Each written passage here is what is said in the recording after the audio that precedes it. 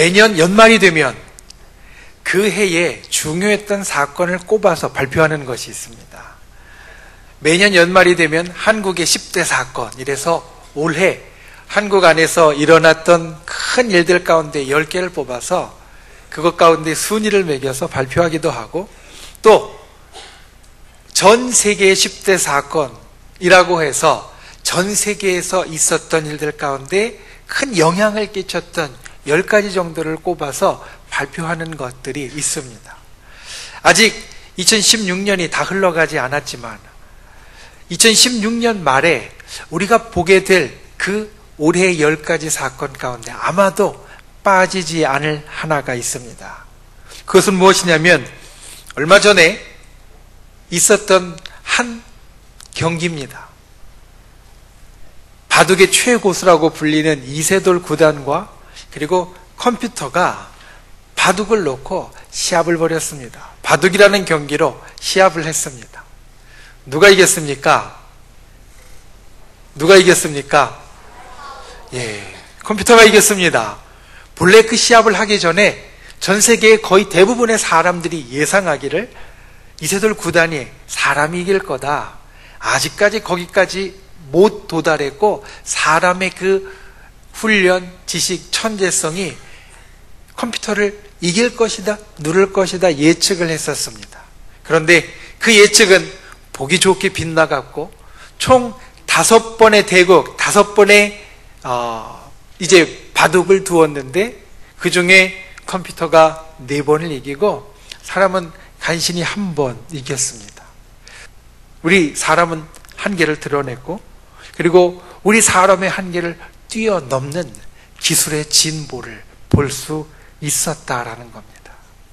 그 이후에 인공지능 그리고 자동차를 운전하는 데 있어서 사람의 손을 전혀 필요로 하지 않는 자동운전까지 여러 가지의 것들이 점점 더 우리에게 자주 들려오고 우리 생활 가운데로 들어오고 있습니다. 바야흐로 기계가 사람의 모든 것을 대신할 수 있고 대신하려고 하는 이제까지 우리가 생각하지도 못했던 위기의 시대를 살고 있습니다. 한국고용정보원이 약 400여 개 직종의 직업을 놓고 순위를 먹였습니다. 어떤 순위를 먹였냐면 앞으로 기계가 대체해서 없어질 직업부터 기계가 대체하기 어려운 끝까지 살아남을 직업까지. 그런데 그 순위를 매기면서 3가지 기준을 이야기를 했습니다.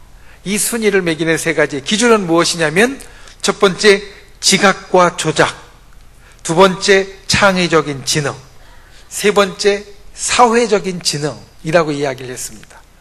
컴퓨터가 이 3가지를 대체하기는 쉽지 않을 것이기 때문에 이 3가지에 해당하는 직업들은 훨씬 더 오래 살아남을 것이고 인간의 힘을 필요로 할 것이다 라고 예측을 한 겁니다. 지각 및 조작, 창의적 지능, 사회적 지능. 그냥 듣기는 좀 어렵습니다. 쉬운 말로 바꾸면 이렇습니다. 지각 및 조작이라는 것은 아주 정교하게 조작하는 것을 말합니다. 순발력 있게 조작하는 것을 말합니다. 사람은 가령 젓가락질을 할 때 조그만 콩을 집는 것이나 아니면 좀 큰 두부를 집는 것이나 힘 조절을 저절로 할 수 있지만 컴퓨터는 아직 그러지 못한다는 겁니다.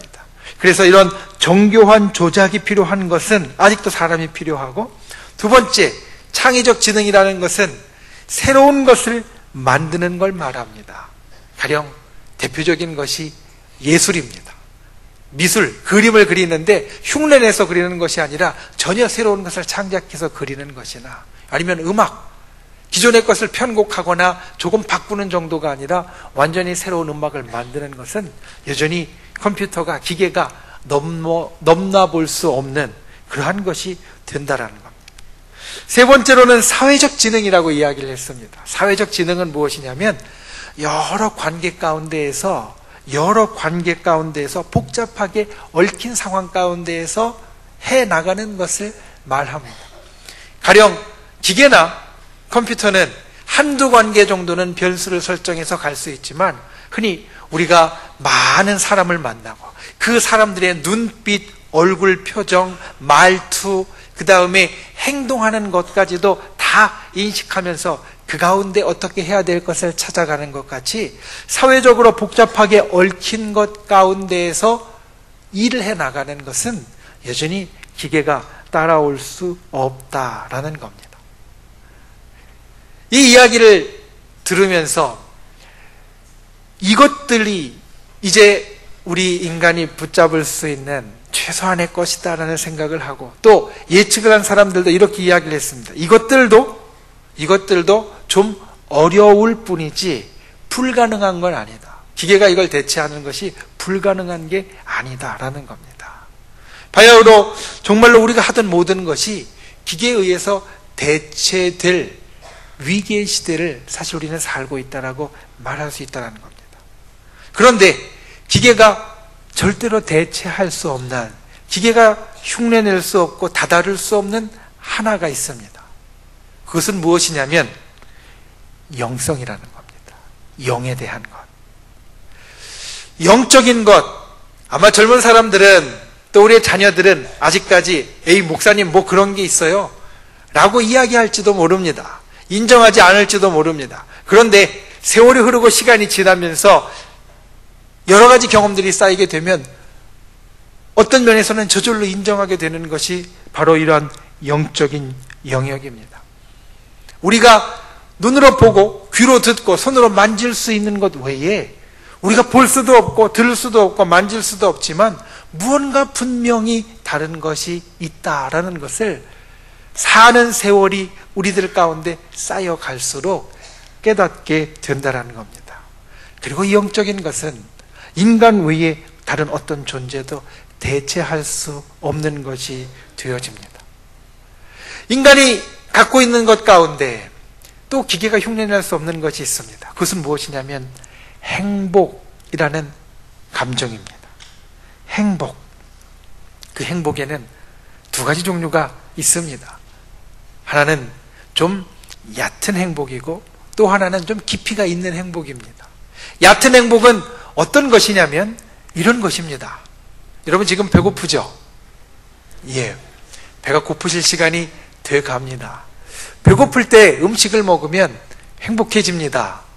음식 생각만 해도 지금 웃는 분들이 계신데, 예. 배고플 때 배부르게 음식을 먹을 수 있으면요 행복해집니다. 그런데 그 행복은 언제까지 가냐면 다시 배고파지기 전까지만입니다. 다시 배고파지면 또 그 행복이 사라지고 없어진다는 겁니다. 이런 행복은 얕은 행복입니다. 잠깐 우리를 만족시킬 수 있고 잠깐 우리들에게 머무르다가 없어지는. 그런데 이 얕은 행복과 다르게 좀 깊은 행복이 있습니다. 사라지지 않고 계속되는 기쁨. 가령 여기 오늘 예배 드리는 우리가 볼 때 머리가 하얀 권사님들 많이 계십니다. 우리 권사님들 한번 생각해 보십시오. 어렸을 때 어머니 품에 있었던 기억, 어머니가 나를 따뜻하게 쓰다듬어주고 만져주고 그리고 무언가 맛있는 음식을 만들어 주시기도 하고 나를 보듬어 주시던 기억, 그 기억은요 몇십 년이 지나도 여전히 우리를 행복하게 하는 겁니다. 그 기억은 몇십 년이 흘러도 여전히 우리 속에서 행복한 마음을 던져주는 것이 되어지고, 이런 것이 깊은 행복입니다. 시간이 지나도 없어지지 않을 것, 시간이 지나도 우리 가운데 남아서 여전히 우리에게 무언가를 주는 것. 얕은 행복이 아니라 마르지 않는 샘처럼 깊은 행복을 더하는 사람, 갖고 있는 사람이 행복한 사람입니다. 여러분 행복한 사람이십니까? 여러분은 행복한 사람이십니까? 여러분이 행복한 사람이시기를 바랍니다. 그리고 또한 오늘 우리에게 주시는 말씀을 통하여서 더 깊은 행복을 만드시고 그리고 그 행복 가운데 더욱더 풍성해질 수 있는 우리 모두가 다 될 수 있기를 예수님의 이름으로 축원을 드립니다. 신의 아들이라 불리는 사람들이 있습니다. 어떤 사람들을 신의 아들이라고 부릅니까? 예전에 제가 클 때에는 군대에 가지 않는 사람을 신의 아들이라 불렀던 기억이 납니다. 물론 저뿐만 아니라 여러 매스컴에도 많이 나왔던 것이기 때문에 여러분들 기억을 하실 겁니다. 우리나라는 모든 남자가 다 군대를 가야 하는데 군대에 가지 않고 특별한 사유가 없는 것 같은데 분명히 멀쩡한 것 같은데 빠지는 사람을 신의 아들이라고 불렀습니다. 요즘 젊은 사람들은 좀 다르게 이 신의 아들이라고 부릅니다. 조금 다른 사람을, 어떤 사람을 신의 아들이라고 부르냐면, 요즘 젊은 사람들 취직하기가 참 어려워서 별로 힘들이지 않고 좋은 직장에 들어가는 사람, 가서 출세의 길을 달리는 사람을 신의 아들이라고 부른다라는 겁니다. 그때나 지금이나 이 신의 아들이라 불리는 것은 사실 부러움을 표현하는 것이라고 말할 수 있을 겁니다. 아, 나는 군대 가는데 저 사람은 안 가네? 나는 직장 잡으려고 열심히 노력하고 아주 고생해야 하는데 저 사람은 그렇게 고생하지 않고 쉽게 되어지네? 이런 부러움의 표현이, 이런 부러움의 마음이 그들을 신의 아들이라는 말을 쓰도록 만들었다라는 겁니다. 그런데 오늘 말씀해 보면 이런 신의 아들, 신의 딸이 나옵니다. 바로 하나님의 자녀입니다. 하나님의 자녀. 신의 아들, 신의 딸은요, 하나님의 자녀라고 우리는 말할 수 있습니다. 저와 여러분이 왜 하나님의 자녀가 되기를 원하고 신의 아들, 신의 딸이 되기를 원합니까? 아까 말씀드린 대로 그가 누리는 특권 때문입니다. 특별한 상황, 특별한 권세, 특별한 일들 때문에 신의 아들이 되기를 원하고 신의 딸이 되기를 원합니다. 하나님의 자녀가 된 우리에게도 그와 같은 특별한 권세가 있다고 성경은 말하고 있습니다. 오늘 말씀의 12절 가운데 하나님의 자녀가 되는 권세라고 이야기를 하셨는데, 성경은 우리가 하나님의 아들이 되고 하나님의 딸이 될 때, 신의 아들, 신의 딸이 될 때 우리에게 여러 권세가 있지만 그 가운데 우리에게 주어지는 특별한 것, 대표적인 것이 다음과 같은 것이 있다라고 예수님을 말합니다. 요한복음 16장 24절 말씀을 보면, 지금까지는 너희가 내 이름으로 아무것도 구하지 아니하였으나 구하라, 그리하면 받으리니 너희 기쁨이 충만하리라. 하나님의 자녀가 되면 대표적으로 어떤 권세가 있냐면, 기도할 때 응답되는, 기도할 때 그 기도가 이루어지는 권세가 있다라는 겁니다. 우리가 기도할 때 때로는 생각해 봅니다. 내 기도가 하나님 보시기에 흡족해서, 또는 내가 기도할 때 그것을 응답받을 만한 자격이 있는 사람이라서 하나님이 해 주실까? 우리의 기도 가운데는 사실 그렇지 못한 것도 많이 있습니다.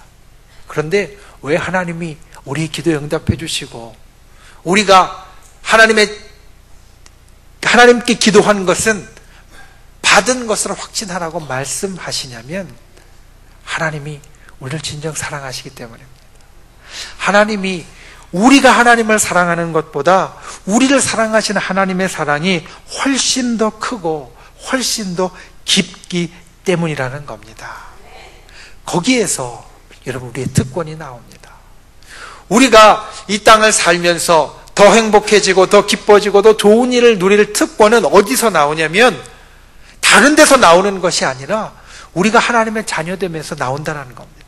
우리가 하나님의 자녀되어서 하나님이 우리를 참 사랑하시기 때문에, 하나님이 참 우리를 품어주시기 원하고 우리를 위해 주시기 때문에 우리의 모든 특권이 거기서 나온다.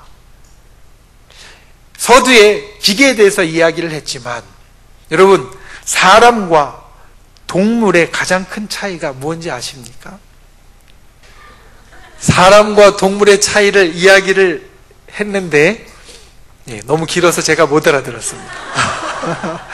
사람과 동물의 차이를 여러 가지를 이야기를 합니다. 사람은 두 발로 선다, 동물은 네 발로 걷지만, 또 어떤 사람은 이렇게 이야기합니다. 사람은 말을 할 수 있다, 동물은 말을 못한다.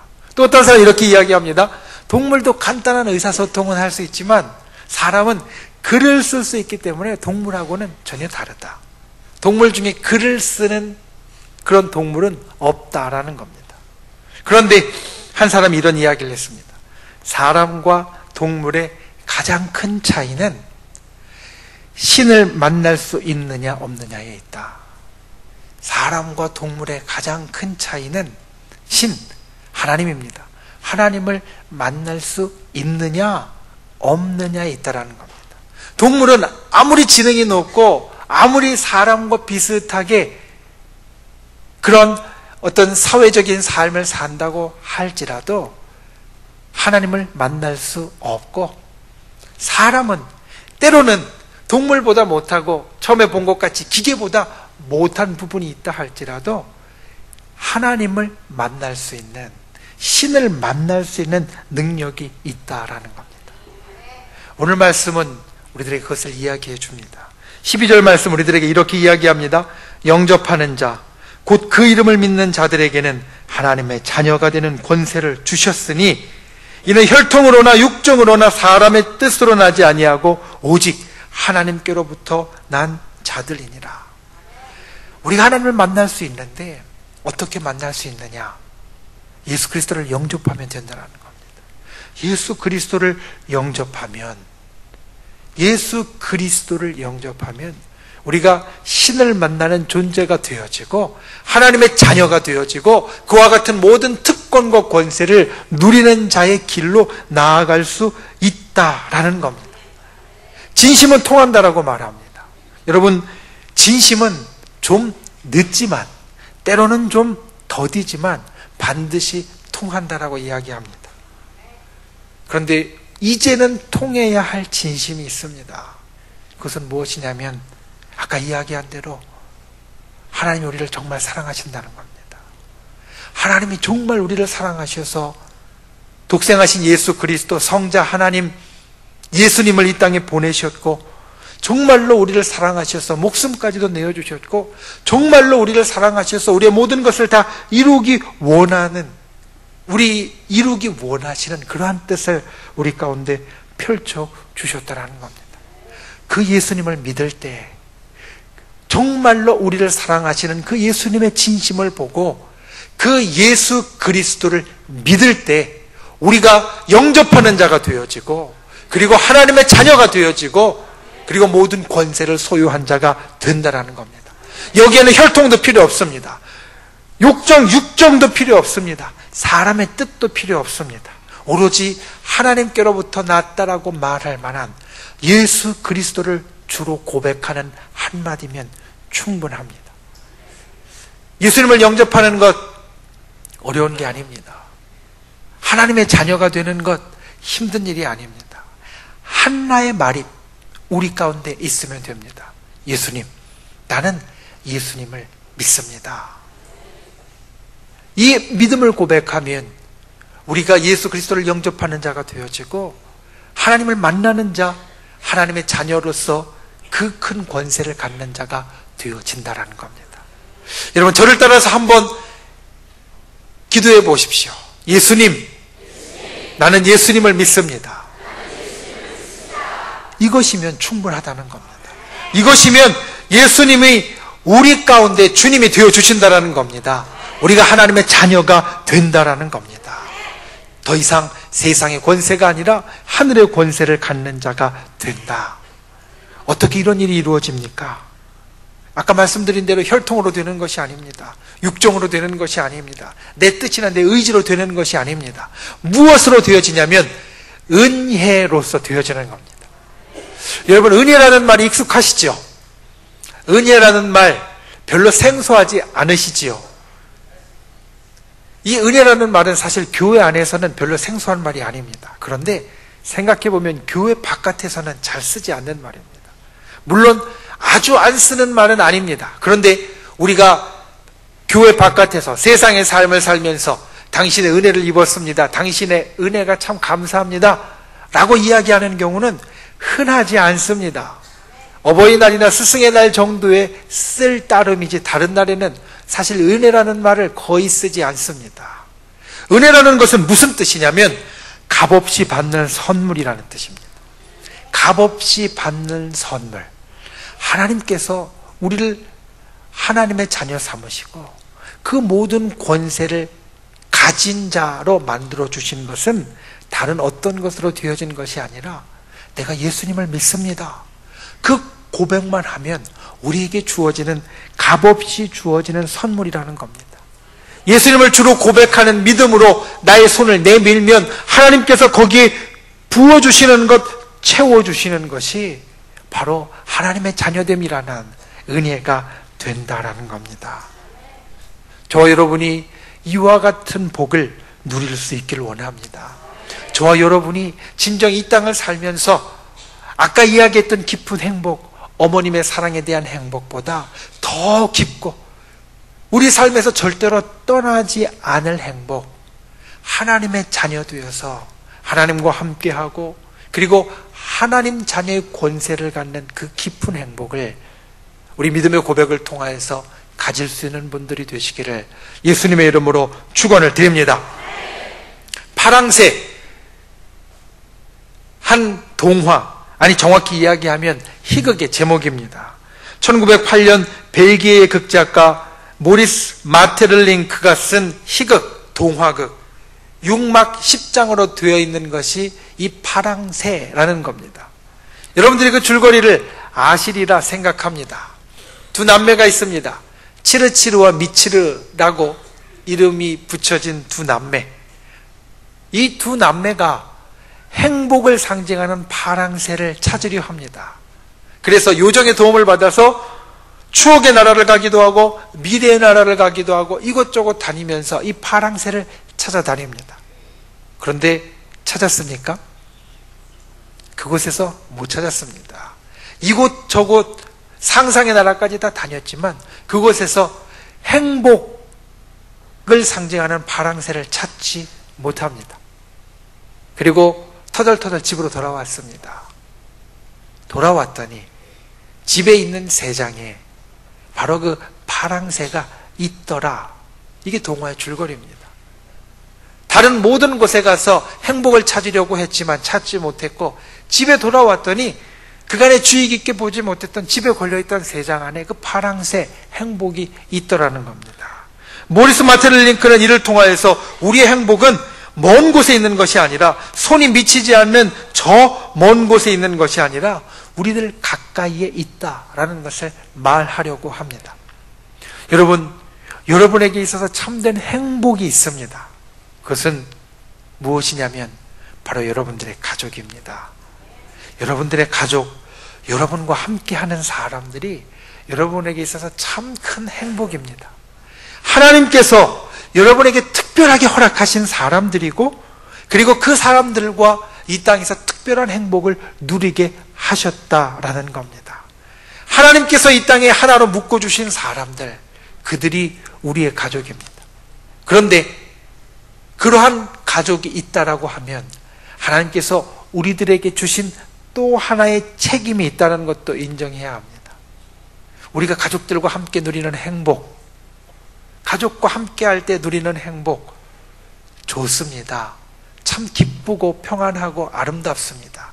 그런데 그 행복을 우리가 이 땅에 사는 이 짧은 시간 동안만 누리는 것이 아니라 이 땅을 넘어서까지 영원까지 저 하늘나라에 저 천국에까지 우리가 이어갈 수 있는 길, 우리 모두가 하나님의 자녀가 되어지고 구원받은 백성이 되어지면 가족들과 함께 누리는 행복이 이 땅에서뿐만 아니라 영원까지 이어지는 아주 정말 특별한 행복이 되어지는데 그와 같은 특별한 행복을 만들 책임을 또한 우리에게 주셨다는 겁니다.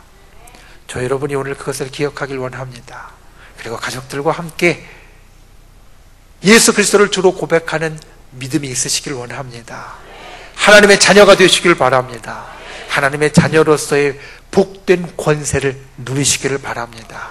그것이 우리들 삶에 있어서 지금 갖고 있는 행복보다 더 큰 행복을 더하는 것이고 그 행복 더하기가 우리의 가까운 가족들을 통해서 그리고 그들과 함께하는 믿음의 역사를 통하여서 날마다 우리들에게 풍성해지는 역사가 있기를 예수님의 이름으로 축원을 드립니다.